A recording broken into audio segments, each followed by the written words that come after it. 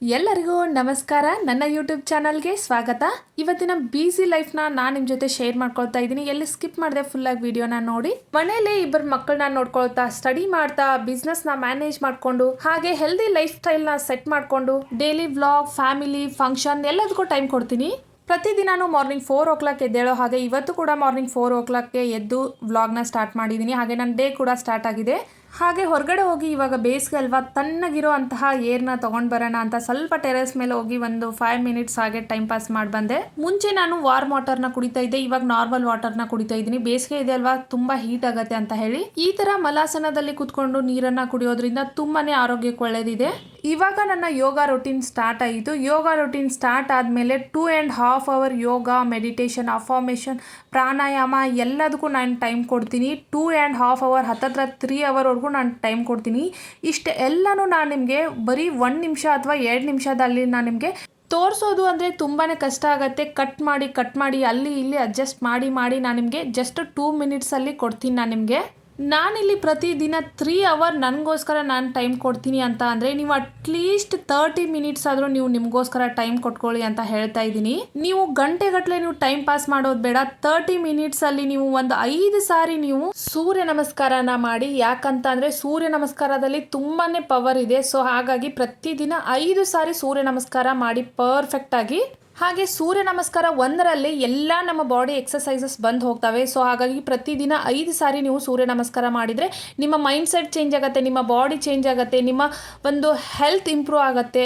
ಬರೀ 1 ದಿನ ನೀವು ಮಾಡಿ ನೋಡಿ, ಆಮೇಲೆ ನಿಮ್ಮ ಲೈಫಲ್ಲಿ ಆಗೋ ಚೇಂಜಸ್ನ ನೋಡಿ. ಯಾಕೆ ಹೇಳ್ತಾ ಇದ್ದೀನಿ ಅಂದರೆ ನಾವು ಏನೆಲ್ಲ ಮಾಡ್ತೀವಿ ಅದೆಲ್ಲ ಡಿಪೆಂಡ್ ಆನ್ ನಮ್ಮ ಮೈಂಡ್ ಮೇಲೆ ಡಿಪೆಂಡ್ ಆಗಿರುತ್ತೆ. ಇವತ್ತಿನ ದಿನ ಹೇಗಿರಬೇಕು, ಇವತ್ತು ನಾವು ಹೇಗೆ ನಡ್ಕೊಳ್ಬೇಕು, ಇವತ್ತು ನಾವು ಏನು ತಿನ್ನಬೇಕು ಅನ್ನೋದನ್ನು ಪ್ರತಿಯೊಂದನ್ನು ನಾವು ಡಿಸೈಡ್ ಮಾಡಬೇಕು. ನಮ್ಮ ಮೈಂಡ್ ಸೆಟ್ ಕರೆಕ್ಟ್ ಆಗಿದೆ, ನಮ್ಮ ಮೈಂಡ್ ಸೆಟ್ನ ಕರೆಕ್ಟಾಗಿ ನಾವು ಸೆಟ್ ಮಾಡ್ಕೊಳ್ತಾ ಹೋದರೆ ಆರಾಮಾಗಿ ಲೈಫಲ್ಲಿ ಎಲ್ಲ ನಡೆಯುತ್ತೆ. ಬಟ್ ನಾವು ಆಗಲ್ಲ ಅಂದ್ಕೊಂಡು ಏನೂ ಆಗಕ್ಕೆ ಬಿಡೋದೇ ಇಲ್ಲ.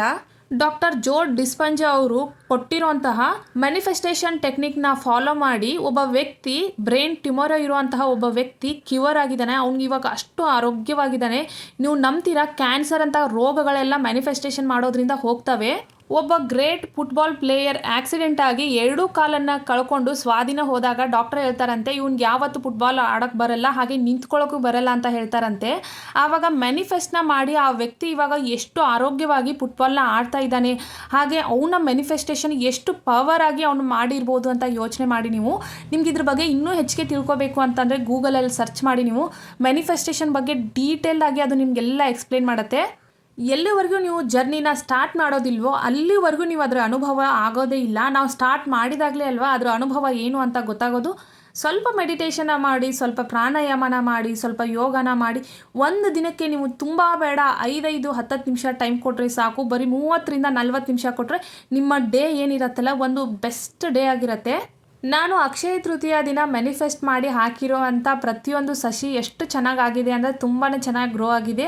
ಇಟ್ ಮೀನ್ಸ್ ನಾನು ಕೂಡ ತುಂಬ ಚೆನ್ನಾಗಿ ಗ್ರೋ ಆಗಿದ್ದೀನಿ ಅಂತ ತುಂಬ ಹೆಮ್ಮೆ, ಹಾಗೆ ತುಂಬ ಖುಷಿ ಕೂಡ ಆಯಿತು ಅದು ನೋಡಿದಾಗ.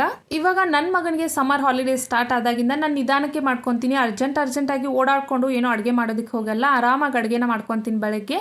ಇವಾಗ ನಾನು ನಿಮಗೆ ಗ್ಲೋಯಿಂಗ್ ಸ್ಕಿನ್ ಬಗ್ಗೆ ಒಂದು ಸೀಕ್ರೆಟ್ನ ಹೇಳ್ತಾ ಇದ್ದೀನಿ. ಸೆಲೆಬ್ರಿಟಿಗಳು ಸೀಕ್ರೆಟ್ ಅಂತಲೇ ಅಂದ್ಕೊಳ್ಳಿ ಇದನ್ನು. ನೀವು ನೋಡಿರ್ಬೋದು ಫೇಸ್ ಕ್ರೀಮ್ ಪ್ರತಿಯೊಂದರಲ್ಲಿ ವಿಟಮಿನ್ ಸಿ ಇದೆ ಅಂತ ಹೇಳ್ತಾ ಇರ್ತಾರೆ. ಫೇಸ್ ವಾಶ್ ಆಗಿರ್ಬೋದು, ಫೇಸ್ ಕ್ರೀಮ್ ಆಗಿರ್ಬೋದು, ಫೇಸ್ ಲೋಷನ್ ಆಗಿರ್ಬೋದು, ಹಾಗೆ ಫೇಸ್ ಸಿರಮ್ ಆಗಿರ್ಬೋದು, ಪ್ರತಿಯೊಂದರಲ್ಲಿ ವಿಟಮಿನ್ ಸಿ ಅಂತಾರೆ. ವಿಟಮಿನ್ ಸಿ ಅಂದರೆ ಯಾವುದು ತುಂಬ ಹುಳಿಯಾಗಿರೋ ಪದಾರ್ಥ ಇರುತ್ತಲ್ಲ ಅದೇ ವಿಟಮಿನ್ ಸಿ. ಇವಾಗ ನೋಡ್ಬೋದು ಆಮ್ಲದಲ್ಲಿ ತುಂಬ ಹುಳಿಯಾಗಿರುತ್ತೆ, ಬಟ್ ಅದನ್ನು ಡೈಲಿ ಯಾರಿಗೂ ತೊಗೊಳಕ್ಕಾಗಲ್ಲ. ಪ್ರತಿದಿನ ಸೆಲೆಬ್ರಿಟಿಗಳು ಇದನ್ನು ತೊಗೊಳ್ತಾರೆ. ಹಾಗೆ ನೀವು ಕೂಡ ವಿಟಮಿನ್ ಸಿ ಟ್ಯಾಬ್ಲೆಟು ಅದು ಇದು ಏನೂ ತೊಗೊಳೋದಕ್ಕೆ ಹೋಗಬೇಡಿ. ಈ ಥರ ರಾತ್ರಿ ನೀವು ಈ ಥರ ಆಮ್ಲ ಜ್ಯೂಸನ್ನು ಮಾಡಿಟ್ಟು ಬೆಳಗ್ಗೆ ಕುಡೀರಿ. ಆಮ್ಲನ ಮಧ್ಯೆ ಇರೋ ಬೀಜವನ್ನ ತೆಗೆದು ಮೇಲಿರೋ ತುರಿದು ಬಿಟ್ಟು ಅದನ್ನು ನೀರಿಗೆ ಹಾಕಿಡಿ. ಬೆಳಗ್ಗೆ ಆ ನೀರನ್ನು ಕುಡೀರಿ. ಕೆಳಗಡೆ ಇರೋ ಅದನ್ನು ತಿನ್ನಬೇಕು ಅನಿಸಿದರೆ ತಿನ್ನಿ, ಇಲ್ಲ ಅಂತಂದರೆ ಬಿಡಿ. ಹಾಗೆ ಇವತ್ತು ಒಂದು ಗೃಹ ಪ್ರವೇಶ ಕೂಡ ಇತ್ತು, ಅಲ್ಲಿಗೂ ಕೂಡ ಹೋಗಬೇಕಾಗಿತ್ತು. ಸೊ ಅರ್ಜೆಂಟಾಗಿ ಎಲ್ಲ ಕೆಲಸ ಮುಗಿಸ್ಕೊಳ್ಳೋಣ ಅಂತ ಹೇಳಿಬಿಟ್ಟು ಯೋಚನೆ ಮಾಡಿ ಕೆಲಸ ಮಾಡ್ಕೊಳ್ತಾ ಇದ್ದೆ. ಹಾಗೆ ಪ್ರತಿದಿನವೂ ನಾವು ಟೀ ಕಾಫಿ ಏನೂ ಕುಡಿಯೋದಿಲ್ಲ, ಬಟ್ ಇವತ್ತೇನೋ ಟೀ ಕುಡಿಬೇಕು ಅಂತ ಅನಿಸ್ತು. ಸೊ ಹಾಗಾಗಿ ಮಾಡ್ತಾ ಇದ್ದೀನಿ. ನಾವು ಸಕ್ಕರೆ ಹಾಕಿ ಏನೂ ಟೀ ಮಾಡಲ್ಲ, ಬೆಲ್ಲ ಹಾಕಿ ಟೀ ಕಾಫಿ ಎಲ್ಲಾನು ಮಾಡೋದು. ಹಾಗೆ ನಾವು 1 ವೀಕಲ್ಲಿ 1 ಸಾರಿ ಮಾತ್ರ ಟೀ ಅಥವಾ ಕಾಫಿನ ಕುಡಿತೀವಿ, ಪ್ರತಿದಿನ ಕುಡಿಯಲ್ಲ. ಈ ಥರ ರೂಲ್ಸನ್ನು ಹಾಕೊಂಡಿದ್ದೀವಿ. ಯಾಕಂದರೆ ಮುಂಚೆ ಎಲ್ಲ ತುಂಬ ಟೀ ಕುಡಿತಾ ಇದ್ವಿ, ಇವಾಗ ಕಡಿಮೆ ಮಾಡಬೇಕು ಅಂತ 1 ವೀಕಲ್ಲಿ 1 ಟೈಮ್ ಮಾತ್ರ ಅಂತ ಹೇಳಿ ರೂಲ್ಸ್ ಹಾಕಿದ್ದೀವಿ. ಟೀ ಎಲ್ಲ ಕಂಪ್ಲೀಟಾಗಿ ಆದಮೇಲೆ ಈ ಥರ ಬೆಲ್ಲನ ಹಾಕಿ ಈ ಥರ ಮಿಕ್ಸ್ ಮಾಡ್ಕೊಳ್ತೀನಿ. ತುಂಬ ಹೊತ್ತು ಬಾಯ್ಲ್ ಮಾಡ್ಕೋಬಾರ್ದು ಇದನ್ನು ಬೆಲ್ಲ ಹಾಕಿದ ಮೇಲೆ. ಸೊ ಹಾಗಾಗಿ ಲಾಸ್ಟಲ್ಲಿ ನಾನು ಬೆಲ್ಲ ಹಾಕಿ ಚೆನ್ನಾಗಿ ಮಿಕ್ಸ್ ಮಾಡಿಕೊಂಡು ಸ್ಟವ್ನ ಆಫ್ ಮಾಡಿಬಿಡ್ತೀನಿ. ಮೊದಲೇ ಏನಾದರೂ ಬೆಲ್ಲ ಹಾಕಿದರೆ ಎಲ್ಲ ಒಡೆದೋಗುತ್ತೆ. ಸೊ ಹಾಗಾಗಿ ಲಾಸ್ಟಲ್ಲಿ ಬೆಲ್ಲನ ಹಾಕ್ಕೊಳ್ತೀನಿ. ಇವಾಗ ನಮ್ಮ ಮನೆಯವ್ರು ಪಾತ್ರೆ ತೊಳಿತಾ ಇದ್ದಾರೆ, ನಾನು ಕಸ ಗುಡಿಸ್ಕೊಂಡು ನೆಲನ ಒರೆಸ್ಕೊಳ್ತಾ ಇದ್ದೀನಿ.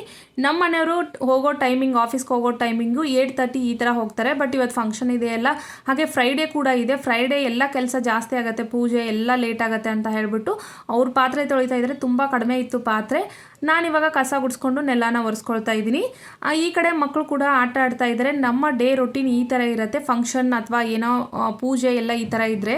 ಹಾಗೆ ನಮ್ಮ ಮನೆಯವರು ಪ್ರತಿದಿನ ಹೆಲ್ಪ್ ಮಾಡ್ತಾರೆ ಅಂತ ಎಲ್ಲ ಅಂದ್ಕೊಳ್ಳೋದಕ್ಕೆ ಹೋಗ್ಬಿಡಿ. ಯಾವಾಗೋ ಒಂದ್ಸರಿ ಹೆಲ್ಪ್ ಮಾಡ್ತಾರೆ, ಪ್ರತಿದಿನ ಏನೂ ಮಾಡಲ್ಲ, ನಾನೇ ಎಲ್ಲ ಮಾಡ್ಕೊತೀನಿ. ಇವಾಗ ನಮ್ಮ ಮನೆಯವರು ಹಾಫ್ ಡೇ ಆಫೀಸ್ಗೆ ಹೋಗಿ ಬರ್ತೀನಿ ಅಂದರು. ಸೊ ಹಾಗಾಗಿ ಅವಲಕ್ಕಿ ಮಾಡ್ಕೊಳ್ಳೋಣ ಅಂತ ರೆಡಿ ಮಾಡ್ತಾ ಇದ್ದೀನಿ. ಇವಾಗ ಸ್ಟವ್ ಆನ್ ಮಾಡಿಕೊಂಡು ಒಂದು ಕಡಾಯಿನ ಇಟ್ಕೊಂಡು ಒಗ್ಗರಣೆಗೆ ಬೇಕಾಗುವಷ್ಟು ಎಣ್ಣೆ ಹಾಕ್ಕೊಂಡು ಸಾಸಿವೆ, ಜೀರಿಗೆ, ಶೇಂಗಾನ ಹಾಕ್ಕೊಂಡು ಅದೆಲ್ಲ ಫ್ರೈ ಆದಮೇಲೆ ಗ್ರೀನ್ ಚಿಲ್ಲಿನ ಹಾಕ್ಕೊಂಡಿದ್ದೀನಿ. ಗ್ರೀನ್ ಚಿಲ್ಲಿ ಎಲ್ಲ ಫ್ರೈ ಆದಮೇಲೆ ಈರುಳ್ಳಿನ ಹಾಕ್ಕೊಂಡಿದ್ದೀನಿ. ಈರುಳ್ಳಿ ಕೂಡ ಎಲ್ಲ ಫ್ರೈ ಆದಮೇಲೆ ಟೊಮೆಟೊನ ಹಾಕ್ಕೊಳ್ತಾ ಇದ್ದೀನಿ. ಟೊಮೆಟೊ ಎಲ್ಲ ಫ್ರೈ ಆಗಬೇಕು ಅಂತ ಹೇಳಿ ಸ್ವಲ್ಪ ಉಪ್ಪನ್ನು ಹಾಕ್ಕೊಳ್ತಾ ಇದ್ದೀನಿ. ಈರುಳ್ಳಿ ಟೊಮೆಟೊ ಎಲ್ಲ ಚೆನ್ನಾಗಿ ಬೇಯತ್ತೆ ಉಪ್ಪು ಹಾಕೋದ್ರಿಂದ. ಸೊ ಹಾಗಾಗಿ ಇದೆಲ್ಲ ಚೆನ್ನಾಗಿ ಬೆಂದಿದ್ದಾದಮೇಲೆ ನಾನು ಇದಕ್ಕೆ ಸ್ವಲ್ಪ ಅರಿಶಿನ ಪೌಡರನ್ನು ಹಾಕ್ತಾ ಇದ್ದೀನಿ. ಅರಿಶಿನ ಪೌಡ್ರ್ ಹಾಕ್ಕೊಂಡು ಈ ಥರ ಮಿಕ್ಸ್ ಮಾಡ್ಕೊಂಡಿದ್ದಾದಮೇಲೆ ಹುಣಸೆ ಹಣ್ಣಿನ ನೀರನ್ನು ಹಾಕ್ತೀನಿ ನಾನು. ಹುಣಸೆ ಹಣ್ಣಿನ ನೀರನ್ನು ಹಾಕೋದ್ರಿಂದ ಅವಲಕ್ಕಿ ತುಂಬ ಟೇಸ್ಟ್ ಚೆನ್ನಾಗಿ ಬರುತ್ತೆ. ಸೊ ಹಾಗಾಗಿ ಹುಣಸೆ ಹಣ್ಣಿನ ನೀರನ್ನು ಹಾಕ್ಕೊಳ್ತಾ ಇದ್ದೀನಿ. ಆಮೇಲೆ ಸ್ವಲ್ಪ ಬೆಲ್ಲನ ಹಾಕ್ಕೊಳ್ತಾ ಇದ್ದೀನಿ. ಈ ಥರ ಮಾಡಿದರೆ ಅವಲಕ್ಕಿ ಟೇಸ್ಟ್ ಚೆನ್ನಾಗಿ ಬರುತ್ತೆ. ಈ ಥರ ಮಾಡೋದು ಪೇಪರ್ ಅವಲಕ್ಕಿಗೆ, ಅಂದರೆ ತಿಳುವಾಗಿರೋ ಅವಲಕ್ಕಿಗೆ ಮಾತ್ರ ಈ ಪ್ರೊಸೀಜರ್ನ ಫಾಲೋ ಮಾಡಬೇಕು. ಗಟ್ಟಿ ಅವಲಕ್ಕಿಗೆ ಇದನ್ನೆಲ್ಲ ಮಾಡೋದಕ್ಕೆ ಹೋಗಬಾರ್ದು. ಪೇಪರ್ ಅವಲಕ್ಕಿ ಅಂದರೆ ತೆಳುವಾಗಿರೋ ಅವಲಕ್ಕಿ ಇತ್ತು. ಸೊ ಹಾಗಾಗಿ ನಾನು ಈ ಪ್ರೊಸೀಜರ್ನ ಫಾಲೋ ಮಾಡಿದ್ದೀನಿ. ಇವಾಗ ಮೇಲೆ ಸ್ವಲ್ಪ ಕೊಬ್ಬರಿನ ಹಾಕ್ಕೊಂಡು ಈ ಥರ ಹಸಿ ಕೊಬ್ಬರಿ ಹಾಕೋದ್ರಿಂದ ಟೇಸ್ಟ್ ಇನ್ನೂ ಚೆನ್ನಾಗಾಗುತ್ತೆ.